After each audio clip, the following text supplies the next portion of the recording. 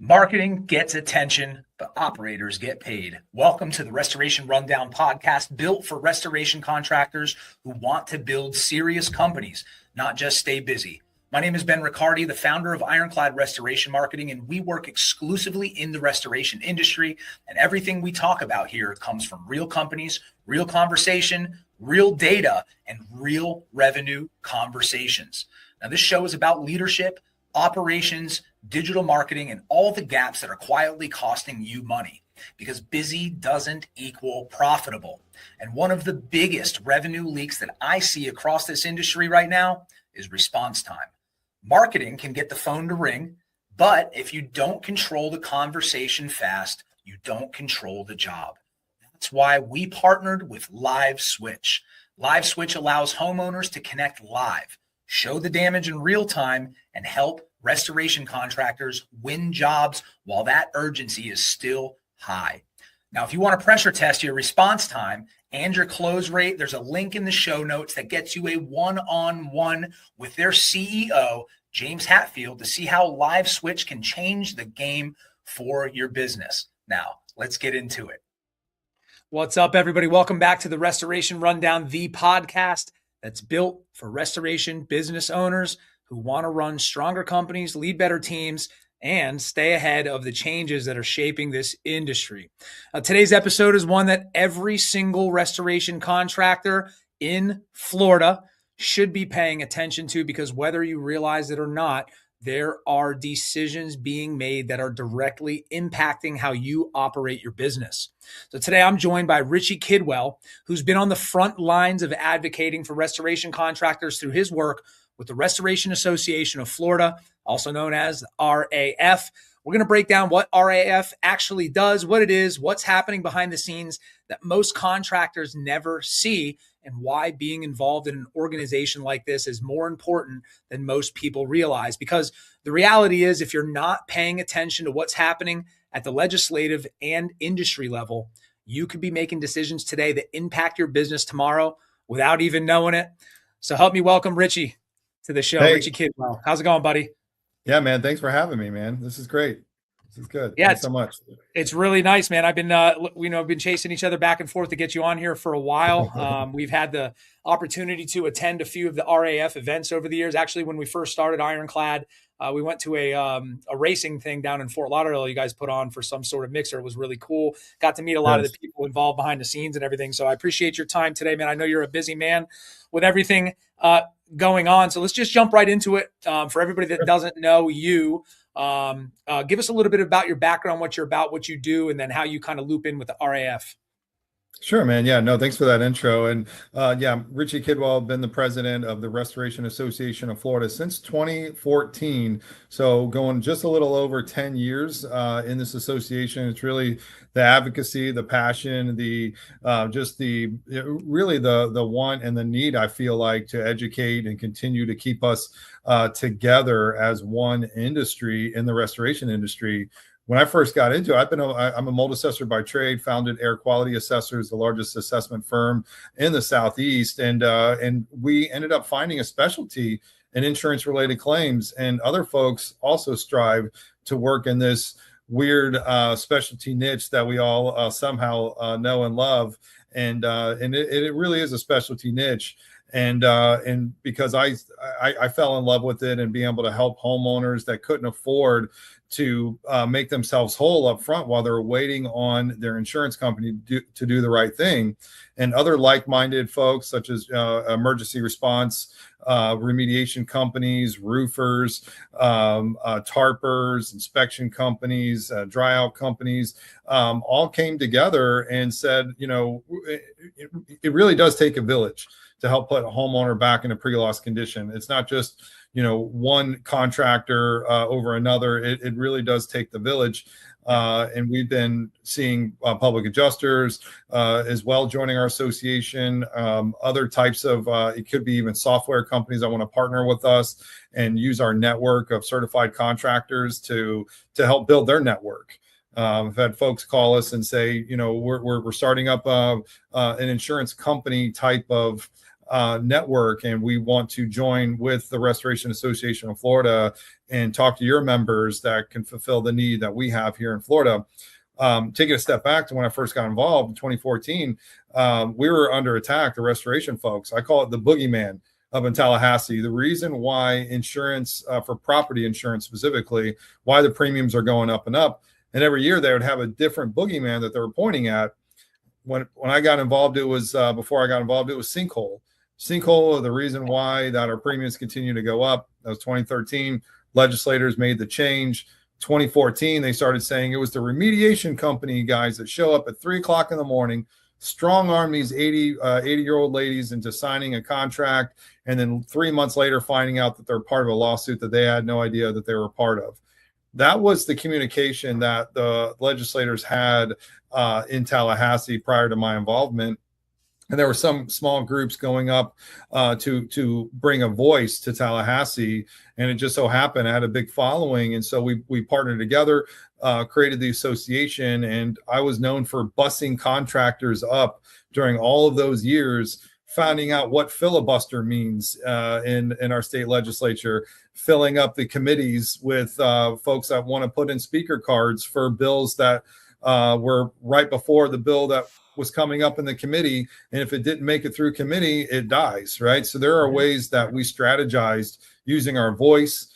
We talked to legislators. We changed the overall communication and voice in Tallahassee by creating this unity, this environment of like-minded restoration contractors that help to help homeowners, and that's really our goal. We don't like to lien homes. We don't like to take advantage of homeowners. We want to put them in a place, into a pre-loss condition space, as their policy suggests that they do. And we are the vehicles, we are the contractors to do so. And so I want to say our strength is only as good as the consumer. And so we fight for consumer type of laws. We fight for contractor equality to ensure that we still have strong, I want to say, just backing by legislation, and not one that goes against us. For instance, in 2001, there was 2011, 21, man, I go back. In 2021, we had a bill that was sponsored, Senate Bill 76. And that bill had language that would not allow roofers to knock on a door in Florida and offer anything of value in exchange for work or services done on their roof where insurance proceeds are payable. I mean, we're talking about a third-degree felony and a $10,000 fine per each. And so we challenged it. We filed suit against that bill. We went to the mat for the roofers that were part of our association. And we held that up for 2.5 years while we were in litigation. Nobody could be fined for such. We also filed suit on constitutionality on the assignment, on the attorney's fees, and we got involved with suing OIR, Office of Insurance Regulation, for binding arbitration that came up in 2022. There were auto renewing policies with binding arbitration. So we're holding the feet to the fire, and we are a very active association in which we have a high regard for our contractor members. And so we have a website, raflorida.org is where we have our contractor base, where we have ability to join and also see where the next event is up and coming. So every month we put on an education seminar, and we put on happy hours to really just put out what is going on in the industry. What are folks using today outside of assignment of benefits in the state of Florida? Many people are moving away from Florida, saying, well, I don't understand how to work in this state anymore. We offer contracts that allow for direction to pay, allow for 90-day net terms with the letter of protection in case it does go to a lawyer. You're already set up. The lawyer takes care of your fees on the back end. There's communication stated to the homeowner. And what we all say and do in this industry is what industry standard is. So it's just very important that contractors know what's going on, the homeowners know what's going on, and we continue to educate ourselves as we move forward. Because again, as we all say and do within the industry, it becomes industry standard. And so we got a lot of things going on at the Restoration Association. And, and again, I love that you come to the meetings and was able to inform the restoration contractors there that there are ways to market in this industry that are that really benefit them outside of waiting for a storm or hurricane. So that's just great that we're able to kind of cross connect here and educate the industry on there's life after hurricanes, right? There's life in between storms. And I think that's a good message that they need to hear. Yeah, no, I appreciate that in the background, and being at your events are awesome. I think that one of the things, if people have listened, I've been running this podcast for a few years now, and I'm a huge proponent of joining these associations. There's not just the RIA and all these other associations. There's a lot of regional associations that you need to get involved with. So I want to back up a second. Let's talk about Florida restoration contractors. Do you think that most of them fully understand this legislation and the industry advocacy and how this stuff is impacting their business right now? No, I don't. And I think that's why many of my members attend these education seminars, especially during changes in the law. We get a lot of attendance during legislative sessions. We have representation in Tallahassee. So we end up getting news before it comes out to the public. We know what's going on, what's going to pass, what's not going to pass. We've had several bills that were filed this year that we knew were not going to get any legs. We're not going to make it through. We're friends with Danny Perez. He's the Speaker of the House.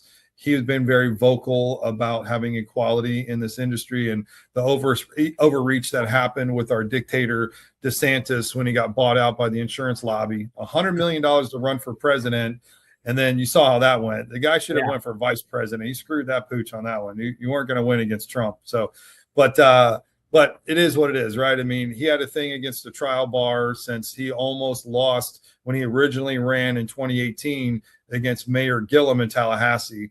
The Florida bar raised $3 million plus for Mayor Gillum, and he almost overcame Ron DeSantis for governor in 2018. Well, he didn't forget about that. He wanted his pound of flesh, and he found an opportunity to get it. So he sold out $100 million for $100 million from the insurance lobby, who was in a fake crisis. And then premiums continue to soar while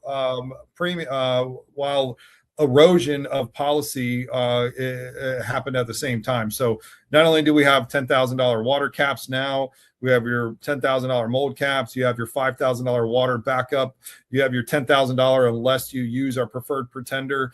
It's the policies out today are horrible. They're not good for folks that want to help the homeowners. And it's really getting scary close to an in-network, out-of-network type of contracting here for homeowners in insurance. And I don't like that.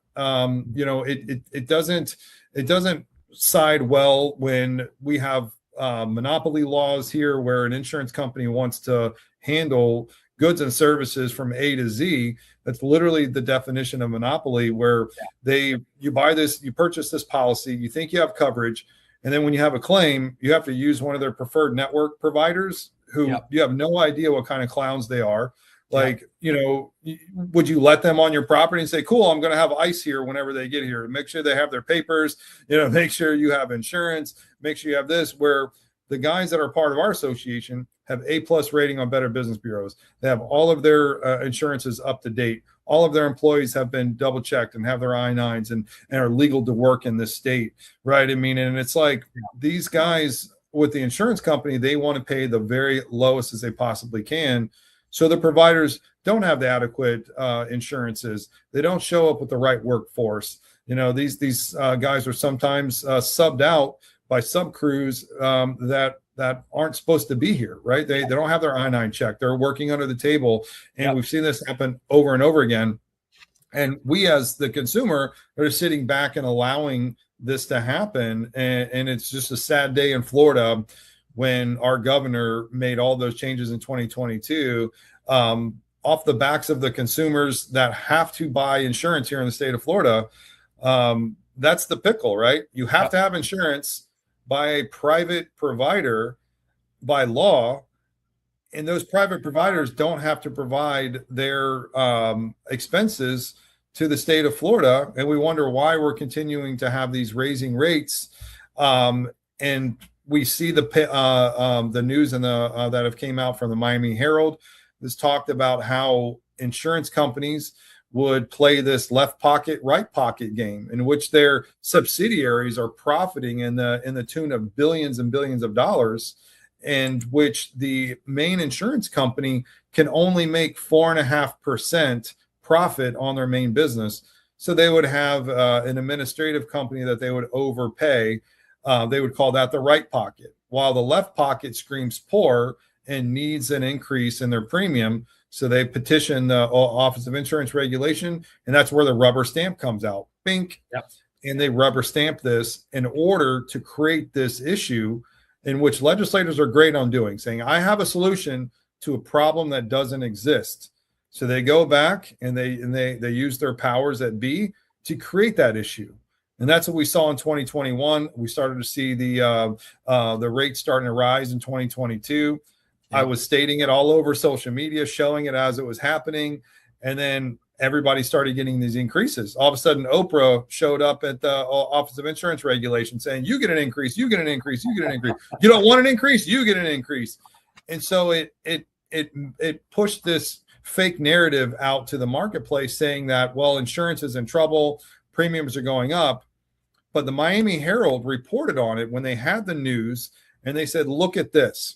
And still no reaction from the public, no investigation. And insurance companies in Florida are still allowed to do what they're doing. Slide, their CEO and their COO, which is husband and wife, make collectively $50 million a year. And so if you have a slide insurance policy and you've been denied after Hurricane Milton, you wonder why you're paying this guy $1 million a week to oversee your insurance policy just so you can get a denial. Yeah. It's like the math ain't mathin' for me. We need to do something. And one thing we can do is vote and show up for early voting. Frank College is running for CFO. So frankforchange.com is where we need to have everybody show up. The CFO's office oversees the Department of Financial Services and is on the same, on the same board as the governor. You know, believe it or not, the AG, the governor, the ag guy, and the CFO are all the make up the cabinet in our Florida leadership hierarchy. So it's important that we don't have a crony that just does whatever the incoming governor is going to do. And I would suggest that Byron Donalds is going to be our next governor for the state of Florida. And we know he's been bought and paid for by the insurance lobby.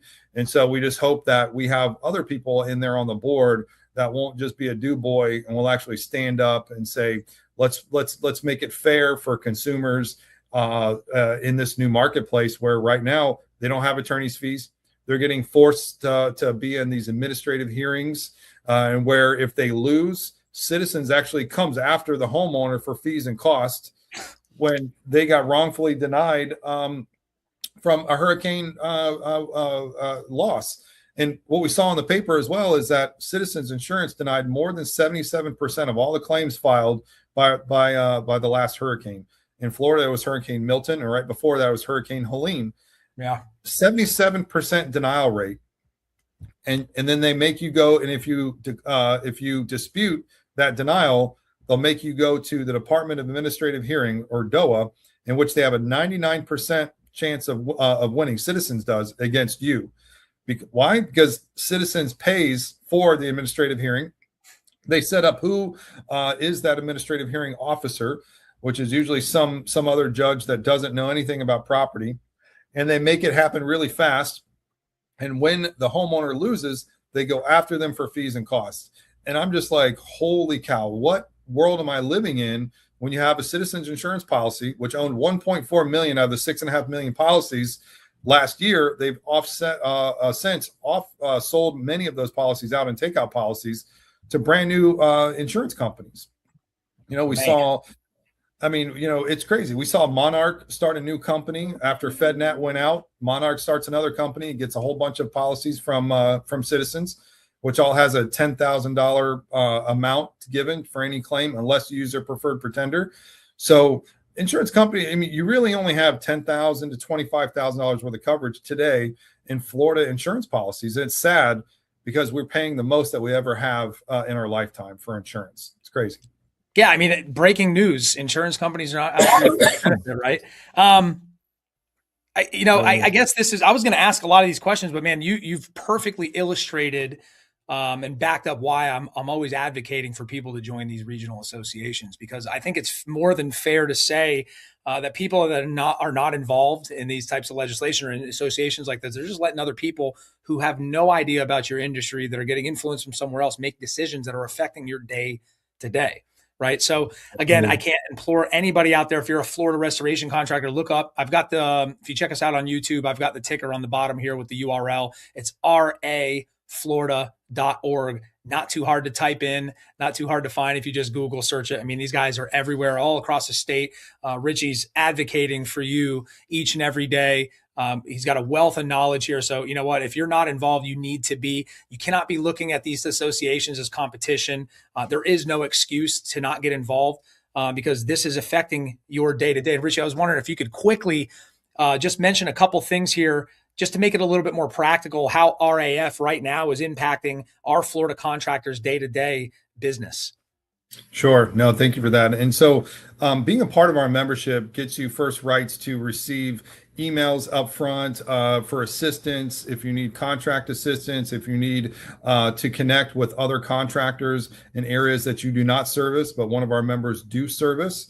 Again, like you said, Ben, there's no competition out there. There really isn't. I mean, there's only opportunity. Yes. Even if somebody does the same thing as you, maybe you get a lead in an area where they can handle and you make a percentage off that. Happens all the time with our members.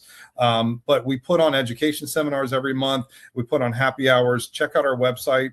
The next one that we have coming up is April 9th. It's a happy hour from 6 to 8 p.m. in Fort Lauderdale at Bow Campers. So come and meet, network with others that are in the area, that are in this industry. You'll meet public adjusters, you'll meet attorneys, service professionals, and first responders that will help enrich what you're doing today, help you reach an area maybe that you're not in, or be a perfect fit for somebody in your power team. Yeah, that's awesome. And I can't say enough about these events. I mean, just for the lunch and learns, they were so informative. I mean, you have attorneys that are advocating for you daily. And when you went up and did your spiel, you also have a radio show. I got to be a guest on a couple of weeks ago, or it seems like yesterday, the way the time's flying. Why don't you give us a plug? How do people tune into that radio show for a Florida contractor?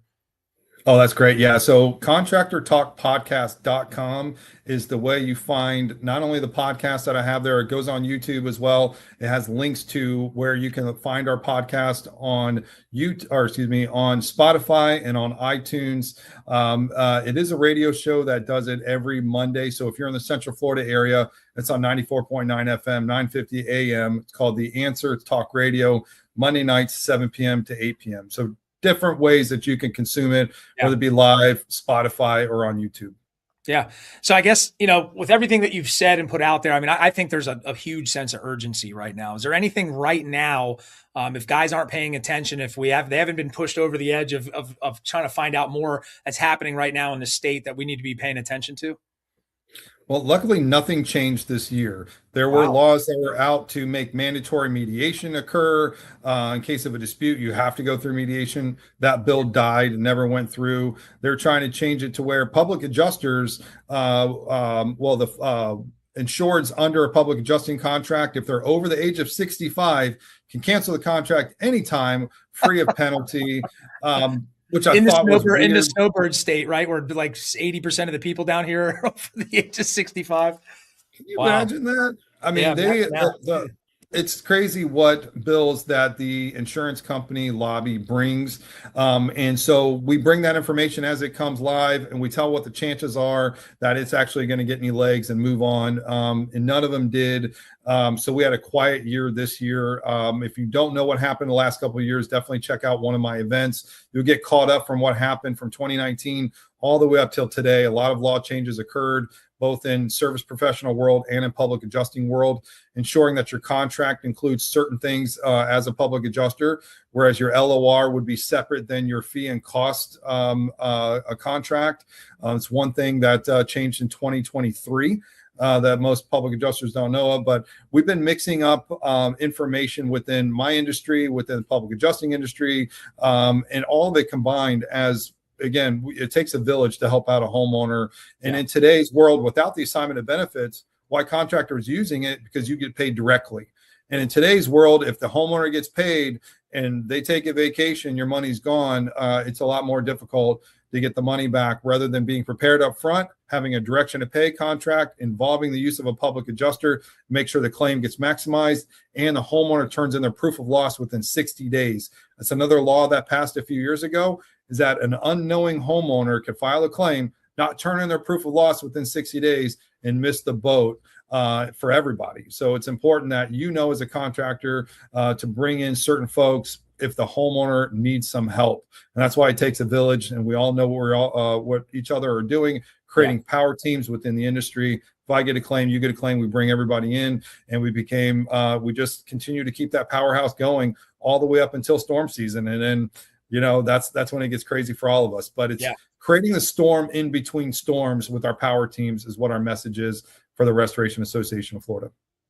Yeah, that's awesome. And I know there's from our interview last week, I know that there's a date coming up on April 7th. I mean, it's going to be relative to homeowners, but we did speak a little bit about how restorers in Florida can help translate that information over to these homeowners that were affected by Milton. Can you talk a little bit about that for me too? So if there's anybody listening to in Florida and this airs before that date comes, hopefully, they can get their stuff together and help some people out.